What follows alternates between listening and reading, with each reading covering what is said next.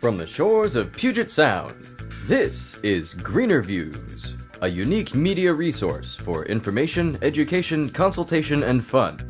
Greener Views is a part of the Healthy Homecast network and is brought to you exclusively by healthypainting.com and ambrosiadigitalmedia.com. Each episode will introduce and connect you with services, products, practices, organizations, and groups that focus on the health, happiness, safety, well-being, charity, and community of all. Find us on the web at www.greenerviews.net. And now, your host, Daryl Whalen. Welcome to episode 26 of Greener Views. I'm Daryl Whalen, along with audio engineer Randy Parcel and videographer Michael Schwartz.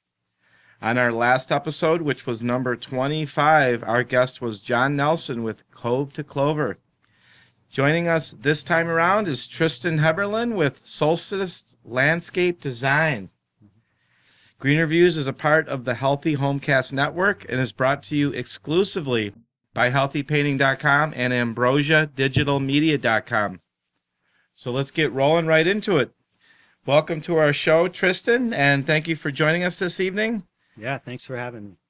You're welcome. Please tell us briefly, what is Solstice Landscape Design? Yes, Solstice Landscape Design is a landscape design build company. Our focus is on creating ecologically friendly and spiritually nourishing landscape design. Well, spiritually nourishing landscapes. We're a small business right now. There's officially 3 of us on the payroll. In the summertime, that bounces up to about 7 people. And our focus is mainly on residential redesigns. And we transform bleak yards into sanctuaries for you, where you can unplug from the hectic pace of our modern society and connect on a deeper level with the natural environment. Sweet. And I didn't get into it too much in the beginning, but I've known Tristan for quite a long time. I don't even think you were doing this at the time. No. I think we met about 8 years ago, and he's got, I don't know how much of the story we'll get into, but he's quite a craftsman at his thing, and I've had an opportunity to participate in a few of the projects from the painting aspect, and it's been a real blessing. So what is your role in this company, and what are your specific responsibilities? Yeah, well, first of all, I founded Solstice Landscape Design. So it's my baby, so to speak. My official title is president, but my role is that of a landscape designer. So I listen to clients' needs, I learn about their lifestyle, their aesthetic preferences, and provide a landscape design that can fit with them and their family. So how did you get started in all this? That's a good question. In high school... It's a great question. Yeah, very good question. It's an important reason why I'm here today. In high school, I remember hearing all the time in the news about different environmental problems we were having. It seemed like every single week there was a new story about loss of biodiversity, new animals being put on the endangered species list, dwindling natural resources, raw sewage overflows, global warming, et cetera, et cetera, et cetera. And I wanted to help counteract all of that. At first, I thought I wanted to do environmental science, but after a while, I realized the best place for me is having a role in which I get to use my artistic impulses. So through landscape design, I get to help the environment, help people, and be an artist using my creativity to make the world a better place. Great. So I know you do mostly residential. Who is your target clientele, your target resident? Yep. First of all, a property owner. You've got to own the property first. 2, you would be someone who cares about the natural environment.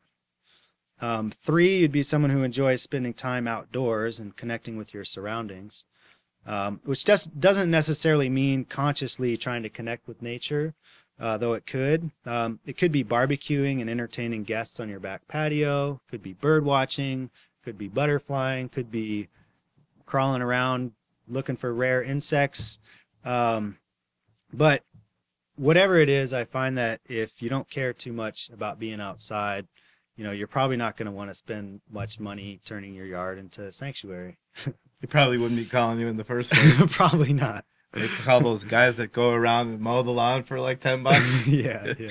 I've got more detailed. I've got answers to that question. So, I really like working with clients whose yards are awful, like in really bad shape. Like the worse it is, the better. I just love starting from scratch, and people sometimes think that their yards are beyond repair. But I've developed a process whereby I get to transform those yards into beautiful sanctuaries for them. That also helps the natural environment. And I with the process I use, it happens with a lot of ease, no matter how horribly unmanaged or unmaintained or out of control it is at the time. Yeah, we're the same with the painting, and it makes the pictures look fantastic. Oh, yeah. I know you've got a bunch of great ones on your website. There's nothing like a good before and after picture. Mm-hmm. Yeah, and as a matter of fact, there's one on my portfolio page right now.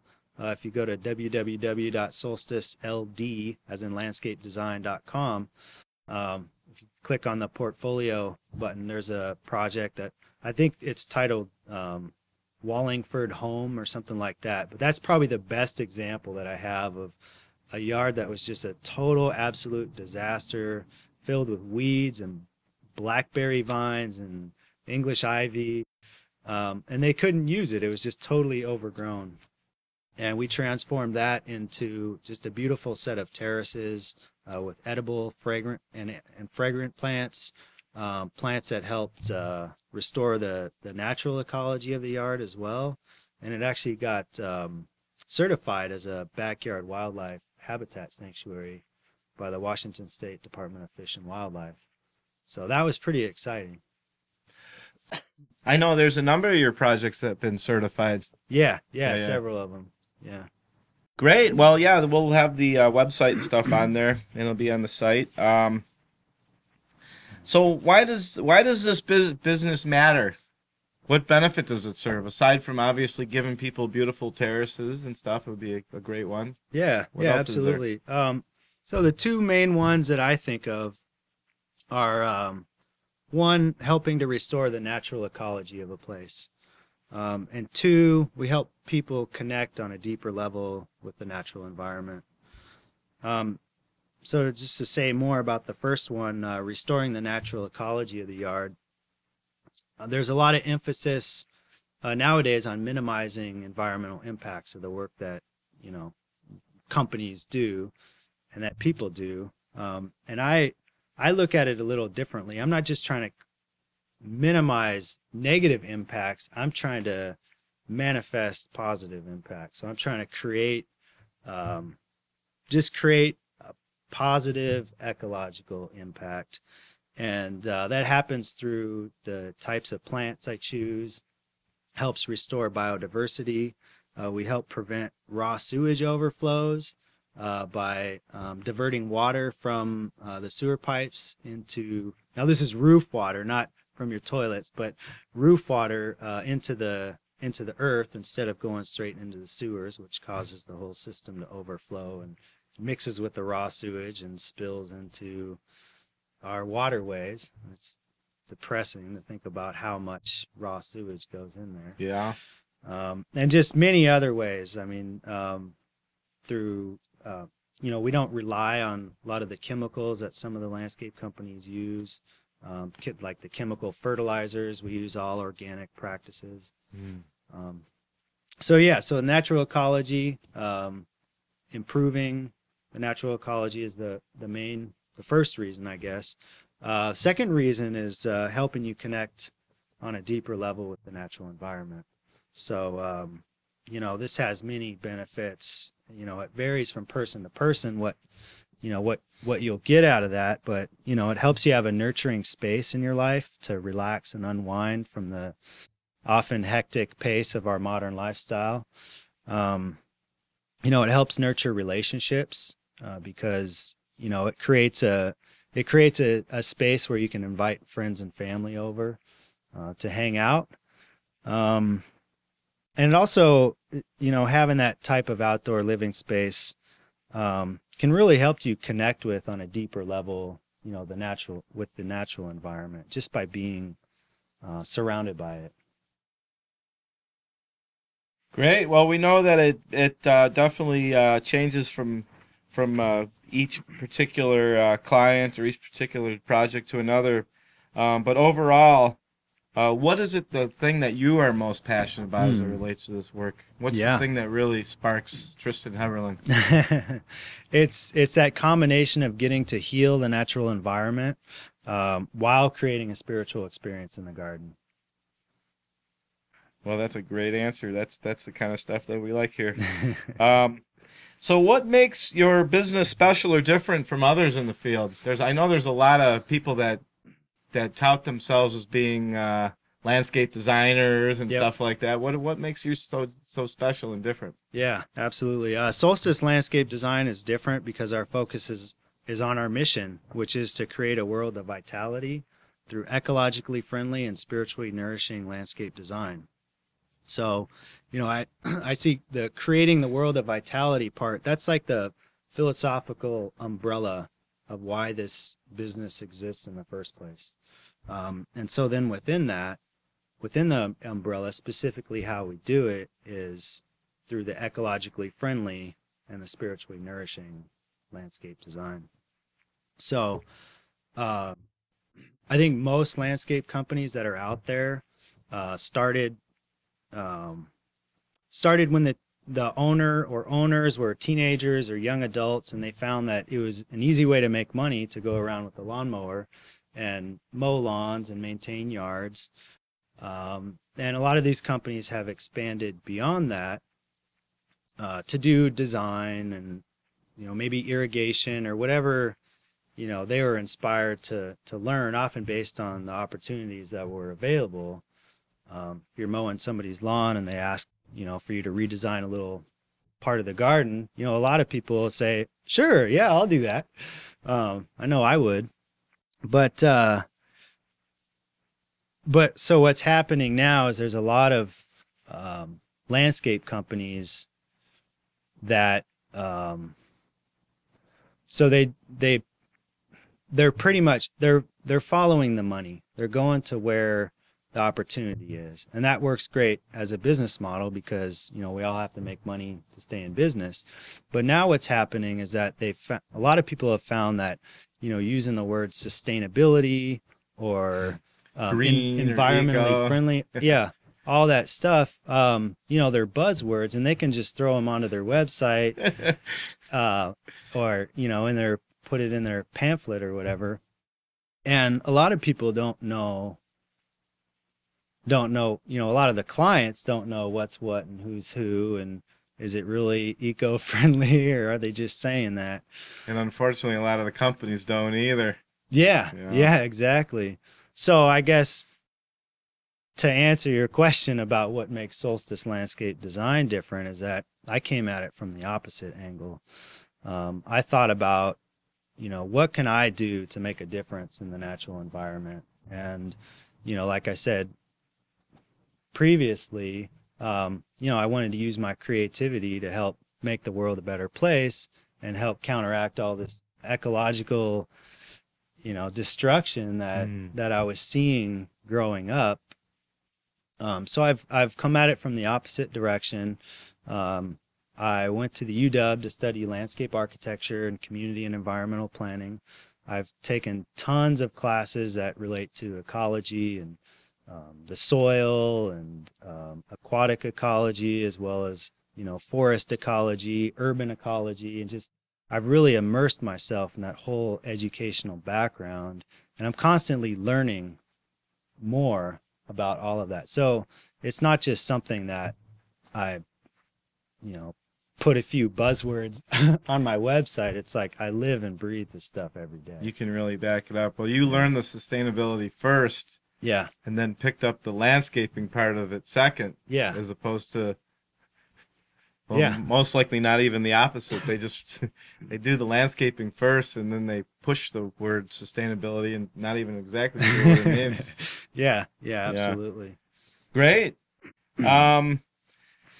So do you want to talk a little bit about spiritual gardening? Yeah, absolutely. What's your take on that? Because when we talked about doing this, and you sent me back some stuff, and that was the one thing as a key word that really struck me as being pretty cool. So tell me what that means. Yeah. So about a year or two ago, it was actually after a book I read called Good to Great by Jim Collins. He writes about businesses and talks about what turns businesses from being good to great. And a couple of questions he asked is, one, what are you most passionate about? And two, what would you want to develop yourself as being the best in the world at? And I thought about that. I reflected on that. And what I came away from with that was that I hadn't ever thought about before consciously, is that I want to create a spiritual experience in the garden.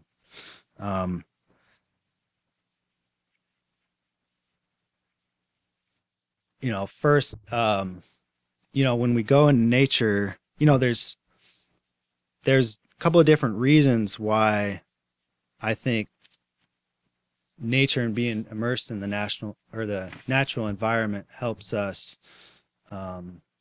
connect and come away feeling grounded. One, I think when we're in nature, whether we're on a hike or in a beautiful garden, it unplugs us from our, all the ungrounding distractions of our fast-paced lifestyle, and it helps us get back in touch with ourselves and in touch with other people if we're sharing that experience with somebody else. So it just helps us get a little bit of a respite from all the distractions that are out there. And also, number two reason I think why nature helps us feel more grounded is that it provides us with a myriad of sights and sounds and different sensory experiences that surprise us and fill us with a sense of awe and inspiration. Whether it's on a hike, getting to the top of hiking up a mountain, getting to the top and like seeing this incredible view, it puts people in a state of like, wow. The same can be true in your backyard if you have plants that, for example, have certain fragrances or attract certain birds like hummingbirds. Just those kind of unexpected moments of appreciation of nature can really quiet our minds and help us connect with what Native Americans called the sacred silence. Where it's that point where our mind stops all its chatter, and sometimes it happens for a second, sometimes it happens for several seconds. I hear stories of people who get to experience that for days at a time. I never have. But oftentimes that happens when we focus our attention on our senses. And I think having a beautiful garden where you can have that immersion in things that delight our senses really helps make that possible. Great. Yeah, I totally agree. Just even a little sunshine and stuff. On Saturday, it got really nice outside, and I just was feeling like twice as good. Yeah. So we talked about a little bit before the show. You weren't so sure about a national resource, but you said there was a local resource for people that are generally maybe more in line with the kind of work that you do. Yeah, absolutely. There's tons of organizations and that are related to landscaping or landscape design or just all over the board. But one that I know of that's really committed to the ecologically friendly and sustainable aspects of landscaping is called COOL, the Coalition of Organic Landscapers. I think my membership has lapsed, but I was a member until very recently, and I'm going to be a member again very shortly. But yeah, that's the one organization I know of that they're really I never heard of firmly that one. committed. Yeah. Cool. That's local, huh? It's local. There's a variety of landscape companies in the Seattle area that, it's all volunteer run, and they sometimes have educational events where they'll have, experts, for example, on soil ecology come and translate all the complicated soil ecology concepts into simple concepts that, anybody who doesn't have a degree in soil science can understand, or just things like that, like different symposiums on pesticides and the alternatives to pesticides and things like that. So it's almost like the building guild for landscapers, where it brings together people that are committed to the same type of the sustainable and stuff like that. Cool. Yeah, absolutely.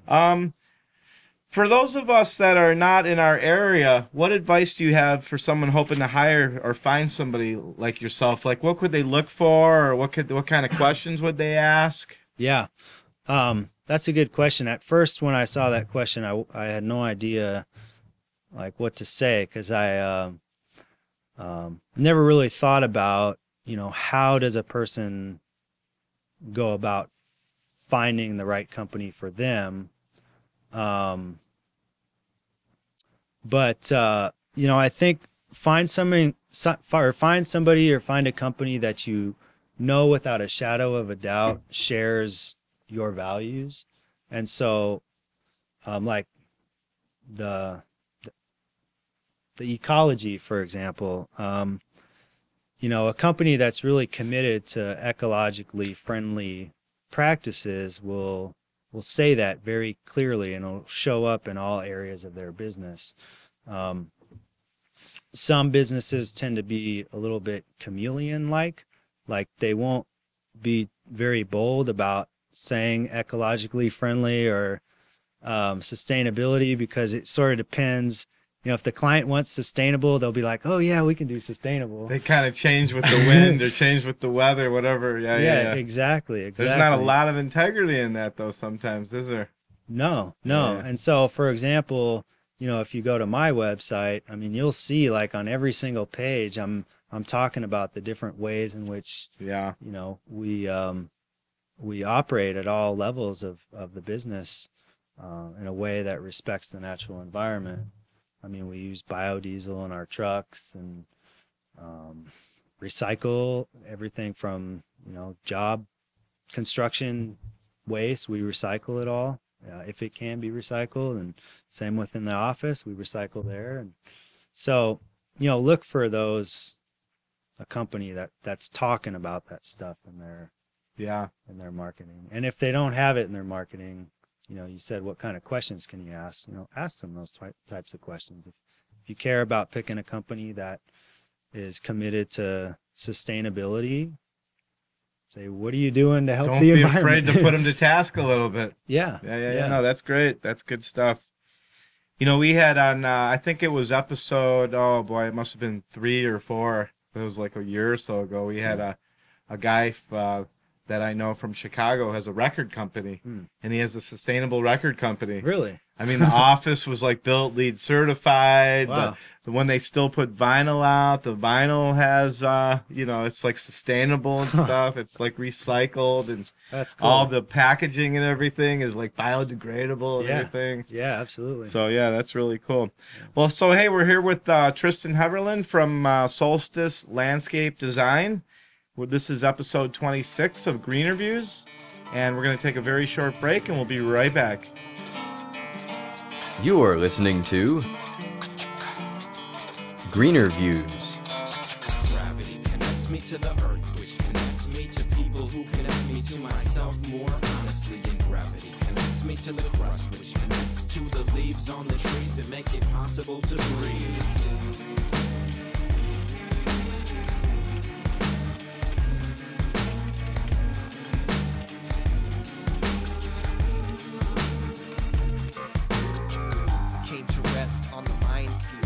With naive mind shield, like a helmet. They would tell us that we don't know how we feel or how to connect with other people on the planet.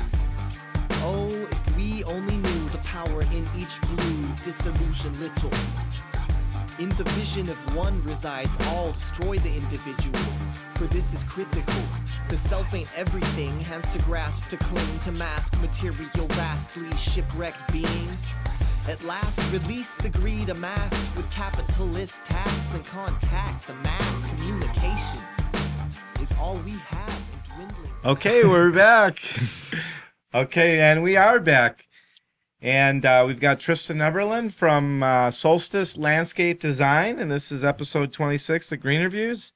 And this is the part of the interview where we veer away from the business itself a little bit, and we talk about what makes you and what's helped to make you the person that you are.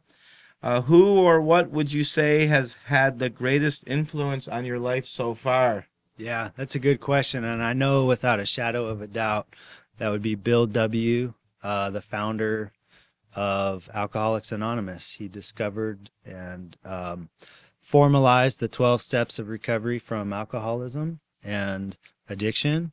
And without that, I would be either dead or drunk right now instead of talking to you. So, there you go. That sounds like a good one.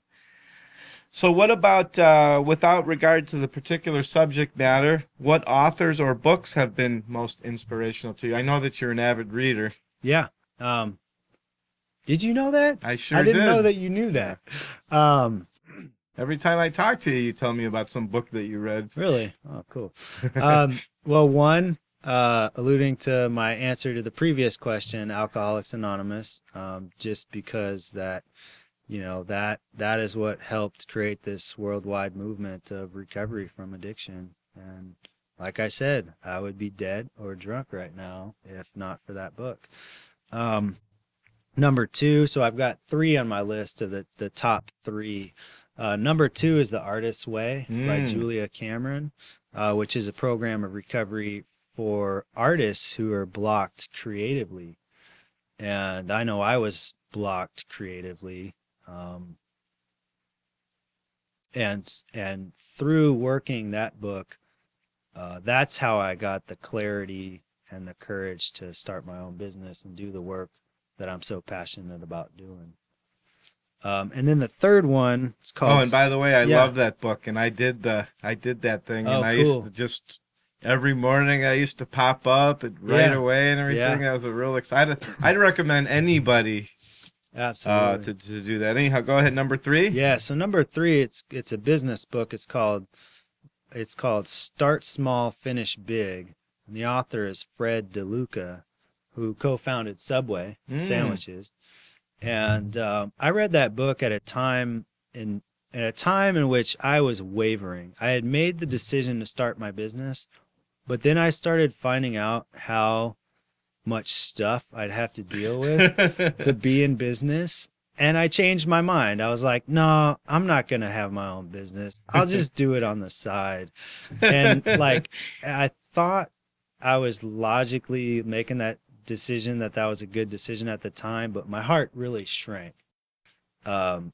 And then I read that book, Start Small, Finish Big, and it really inspired me because I didn't have any business education at the time. I didn't think of myself as a competent business owner, or I didn't see that for myself. That's not, I didn't go into business so I could be a business owner. I went into business to do the creative work that I love to do. So that book just really helped break it down and encouraged me to just start small. You don't have to be an expert. And one of the key principles that really is crystallized in my mind is the principle of ready, fire, aim. So a lot of times we make decisions not to do things because we don't know exactly how we're going to get to our goal, or we don't feel that we have the skills or the education or whatever it is to be successful in a certain area. I didn't know anything about business when I started my business, but I read that book and it was like, okay, maybe I can do it. I'll just ready, fire, and then aim. And it worked. Here I am 5 years later, March 1st. I just celebrated 5 years in business. Wow. Well, happy birthday, I guess, right? Happy business birthday. Great. So, so what do you see as the main responsibility that you have to yourself during your lifetime? Yeah. Well, I think I answered it in the we because that's how you had asked it before, but I appreciate that because part of my answer was that it's not for me to say how anybody else should live their lives. And I appreciate you pointing that out. That is what I meant, by the way. So how about for Tristan? Yeah. So for me, my main responsibility is to be clear about who I am authentically, and to be of service to the world in a way that best combines my interests, passions, and talents. And so for me, that's something I have to continuously remind myself of, that I really have to be true to myself and try to let go of fears about what other people are going to think if I do a certain thing or say a certain thing, or it doesn't quite fit within the box that I think someone else wants me to fit in. So yeah, just to be true to myself and live in accordance with that. Great. So along those lines, what about our responsibility to the planet? Yeah. I know you've mentioned a little bit throughout the whole thing. Yeah. Anything else? Yeah, absolutely. All I'll say about that is I think my responsibility and our responsibility is treat it like our home, because it is. It sure is, isn't it? Great. So what about what's something that, somebody that doesn't necessarily see themselves as a very proactive person or a really involved person, what's something that that's something even small or big that a person can do that might have the best impact or most impact to getting towards this place that I highly agree with is a good place to get to myself? Yeah, absolutely. I'd say learn where you fit. Do the soul searching that it takes to really learn, like everybody has a certain amount of talent, certain passions and interests. And, I used to try to fit myself within what I thought like the rest of the world would approve of. That didn't work for me. So, and like I said, the artist's way really helped me. It's likely you weren't meant to fit there anyhow. Yeah, exactly. So, if everybody can know themselves truly and authentically, that right there, the rest of the answer to that question will just fall into place. Great. I love it. I love the way you think. So what's the best way for people to check out what you do? Give us any phone numbers or email addresses or web links. Yep. So I'll start with a website, www.solsticeld.com. I also just started a blog about a month ago, and the mission of the blog is to share ways in which people can create a spiritual experience in the landscape and in the garden through landscape design, just sharing different landscape design principles. So what's the blog address? Blog is blog.solsticeld.com. Great. And then phone number 206-898-2850. You can call anytime. It's my phone. It's my business line. It's my home line. It's there 24 hours a day. If I don't want to answer it, I'll turn it off or I won't answer it. But I don't keep, like 9 a.m. to 5 p.m. office hours. I'll pick up the phone at 7 p.m. or Saturday afternoon or whatever. So yeah, feel free to call. Email address is Tristan. It's my name, Tristan, Tristan at solsticeld.com. All right. So anything in the near future? We'd probably like to go out a couple weeks out. Any upcoming events or special offers or any other information that you want to share with us? I was gonna say that I just started a blog, so check that out, but I just already said that. I don't have any special events, but special offers, yeah. Anybody who found out about Solstice Landscape Design through this podcast, I'm willing to give you $25 off per hour of landscape design services. Sweet. Mention Greener Views. Absolutely. Their usual rate is $75 an hour, $25 off, $50 an hour. And that offer will stand for a year from this date. So is it March 5th today? I believe so. It 2012. So until March 4th through March 4th, 2013. March 4th, 2013 in the offer house. will stand. Sweet. And if you're listening to this on March 6th, did you say 2014? Oh, 13. 13. 2013. Yeah, March 5th, it'll expire 2013. But if you're listening to this on March 7th, 2013, give me a call anyway. We'll work something out. We could work something out. Absolutely. That's sweet. I like your style. Oh, thanks. Great. Okay, well, listen, do you have any wise advice or helpful hints or final words that you want to leave us with? Yeah, I do. To thine own self be true. Good. And I'm going to interject with Tristan's learn where you fit. I really like I really dig that one. Yeah. Cool. Well, you've been listening to episode 26 of Greener Views. We'd like to thank this episode's guest, Tristan Heberlein, for joining us. Thanks for sharing a bit of your world through our podcast, and we hope you enjoyed the time you spent with us here today. Yeah, definitely did. Thanks for having me on. Does anyone have... Hey, guys. Oh, okay. Guys, does you have anything before we go? Before we wrap this up? Okay, well, let's see. On our next episode, number 27, we'll talk with Michael Armstrong with Second Use about home and building recycle and salvage, amongst other things, I'm sure. On behalf of myself, Daryl Whalen, and our crew, our posse, Randy Parcel and Michael Schwartz, we'd like to say a heartfelt thank you. Special consideration goes to AmbrosiaDigitalMedia.com. Please check them out. Music is provided by John Henry Scully at slapjazz.com, Dan Fagins at danfagins.com, and JD Hobson at jdhobson.com. We'd love to hear your thoughts on ideal guests and topics for the show.